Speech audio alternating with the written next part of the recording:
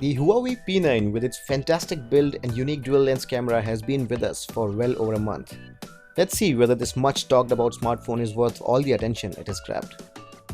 A unibody construction, chamfered edges and great attention to detail mean that the phone looks and feels extremely premium in the flesh. More premium than it looks in the images. It's pretty slim, and that 5.2-inch screen means it feels just right to the hand without compromising on screen size. This one doesn't have capacitive keys though, and you have to make do with on-screen keys for navigation. The layout is pretty conventional all around, with power and volume buttons on the right and the SIM tray also comprising a micro SD slot on the left.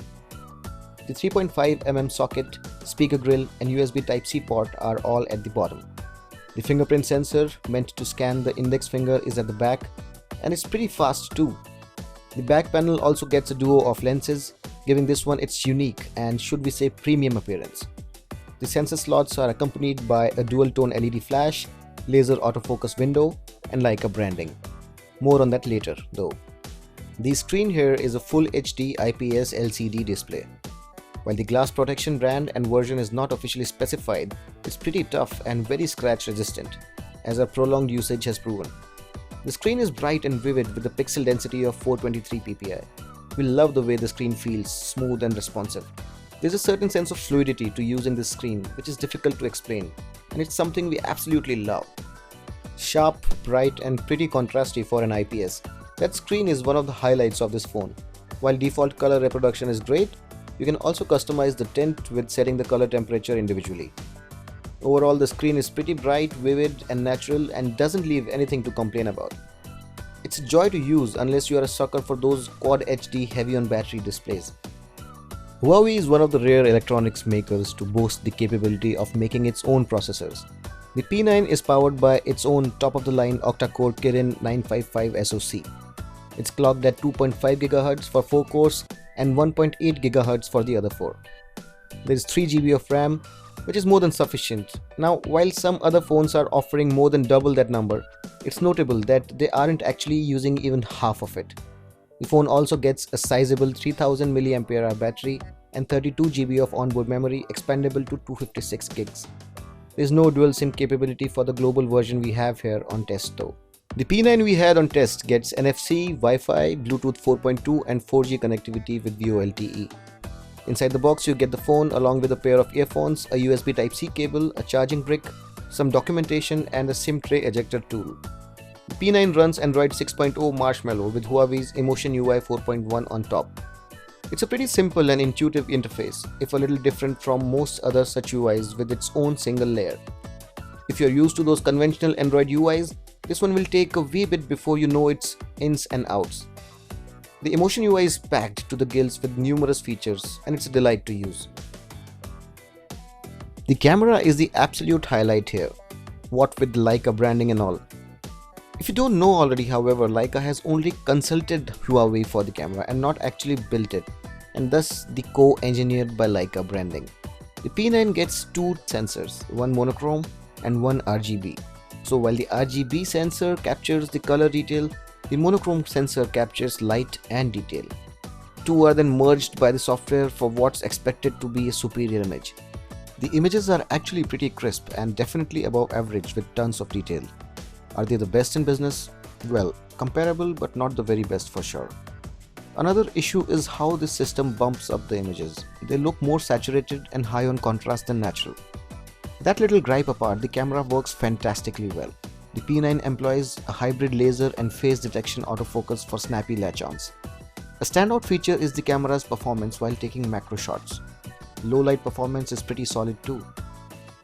Another great feature is the ability of the camera to take images and retroactively increase or reduce depth of field, something that the iPhone 7 Plus camera also features now.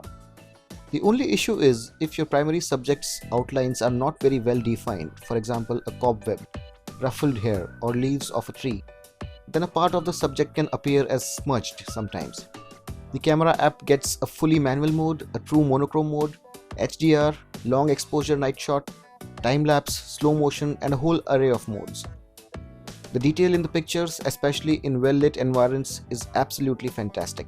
The dynamic range is pretty good too, and the camera balances the exposure in scenarios with strong light and shadow within the same frame rather well. Low light images are pretty impressive as well. With a steady hand and some technical understanding of capturing light, you can get some crazy results with this one, even in dimly lit environs. Video can be shot only in full HD 1080p mode though, as there is no 4K shooting here, which is a bit of a shame for such a fantastic camera. Also, we miss an optical image stabilizer while shooting videos, though the software does its job well to reduce shake. Videos turn out pretty good, and you also get a high-end slow-mo feature along with time-lapse. Front camera is a capable 8 megapixel unit with full HD recording capability and plays the perfect foil to its accomplished rear counterpart. Even if not the absolute best, the Huawei P9 camera lays claim on being one of the very best smartphone cameras out there.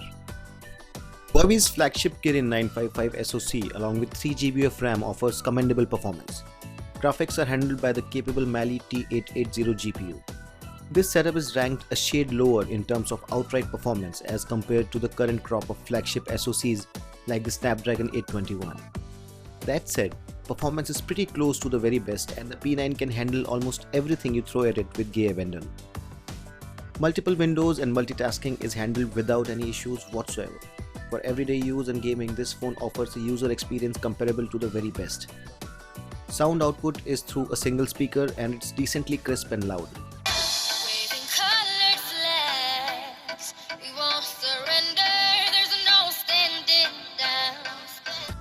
Gaming is handled appreciably well too, and we never faced any frozen frames or lags in all the games we tested the phone for.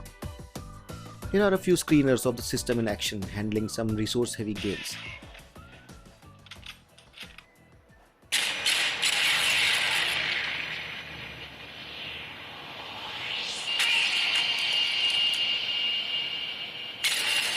Battery performance is average, with the phone lasting a day's work with moderate usage.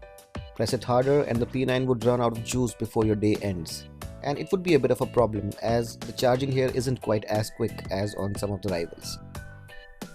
Huawei is a very sound technology company and it reflects amply in the P9. It's an impeccably well-built and well-styled phone with a distinctive personality and a great camera, which is the standout highlight here. It's premium, well-rounded and does almost everything pretty well.